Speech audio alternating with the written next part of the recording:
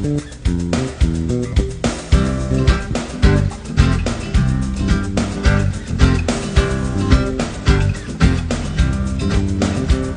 you want it, it can happen when you get out of the way. If you ask for it, it is given when you get out of the way. If you dream it, it can happen when you get out of the way. If you believe it, doors will open when you get out of the way. And it will come to you. It will come to you.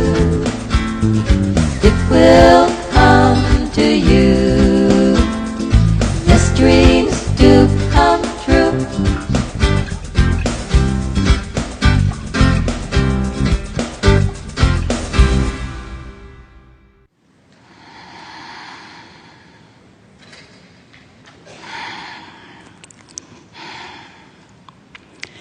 Good morning. We are extremely pleased that you are here. It is good to come together for the purpose of co-creating. Do you agree? Yes. It is co-creating at its best, really. We see you have dragged your physical bodies here. Well, we like to distinguish that because you are so much more than these bodies. Do you know that? You know, you are source energy extended into this physical form. Do you know that you are a vibrational being, mostly? Do you know that you are vibration completely? And that everything that you see around you is but a vibrational interpretation. What you see with your eyes is vibrational interpretation. What you hear and smell and taste and touch. You are really, really good, leading edge genius creators that you are at interpreting your time-space reality, just like you knew you would. You are source energy, eternal beings. And you made a decision to project a part of that consciousness here into this physical body. Because you knew that in this environment, the variety and contrast of the platform into which you were being born would inspire you to personal expansion. You knew that you would see some of what you didn't want, and it would help you to hone your idea of what you do want.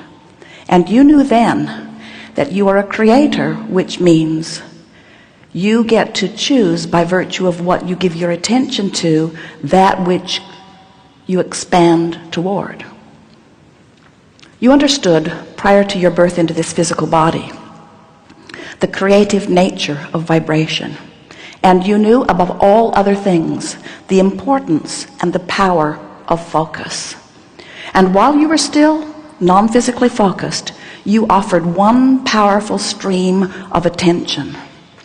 The attention that you give as non-physical energy is toward all things wanted and only things wanted.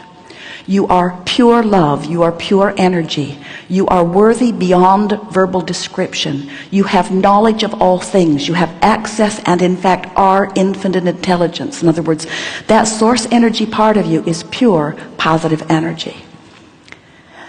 But then you said, I will project a part of that into a leading edge environment where the variety will cause an expansion. So here's how it works.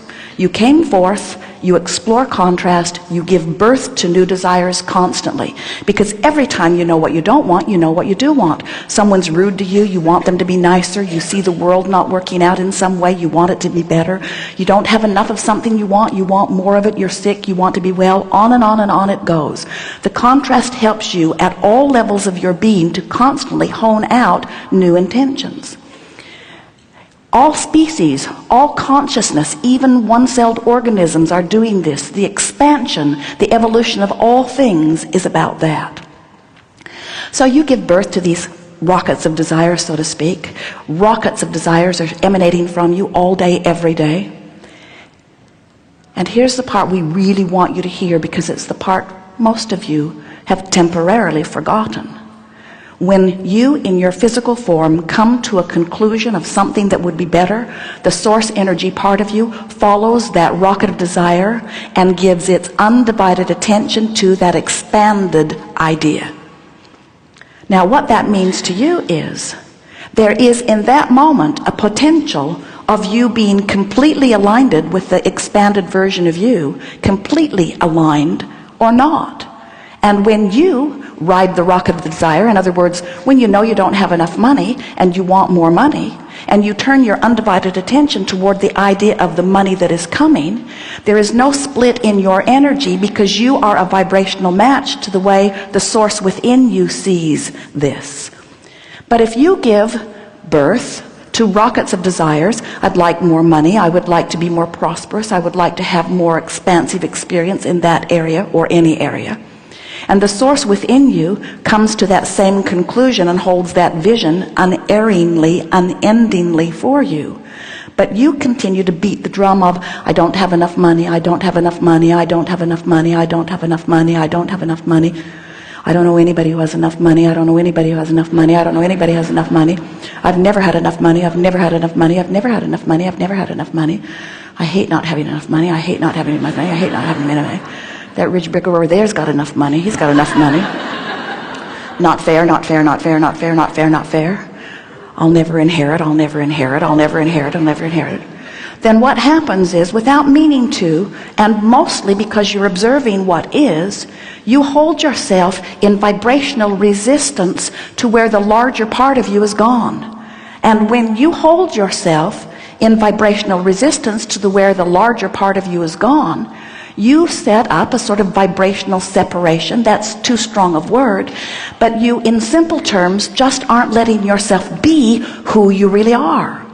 And we want you to know that every negative emotion that you feel, every feeling of disappointment or resentment or embarrassment, every feeling of depression, every feeling of anger, every feeling of frustration or overwhelmment is because you're looking at something in a way that the larger part of you is not looking.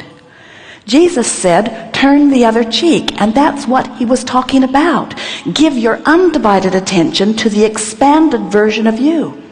You must keep up with you if you are to be the joyful being that you were born to be. You just can't be source energy and come into a physical body and have the life-giving experience that you knew you would have and expand into these wonderful new awarenesses and not go with the expansion. And when you don't feel good. And when you do, you feel passion and eagerness and joy. When you let yourself be, when you resonate with the true nature of who you are, you feel glorious, you feel enlivened, you feel vital and alive, you feel love, you feel joy, you feel appreciation, you love your life, you love those that you are looking at. You feel like Source feels. You see your world through the eyes of Source. But when you feel negative emotion, whether you call it frustration or whether you call it overwhelmment or whether you call it disappointment or whether you call it fear or whether you call it disempowerment, every emotion that you feel is about your alignment or your not alignment, your allowing or your resistance to who you have become. You can't keep this resistance up long, because when you croak, we love that disrespectful word because there is no death. But when you withdraw your attention from this physical experience and you croak, you're going to reemerge back into pure positive energy. You will then in that moment become all that life has caused you to be, all that you were before that has come into this physical experience, and all that this life experience has caused you to evolve to. When you have what you call your death experience, and we lovingly and disrespectfully call your croaking experience, you will come into vibrational alignment immediately with the fullness of who you are.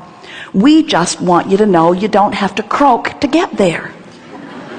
You can tune yourself to the vibration of who you are if you'll pay attention to the guidance that you were born with.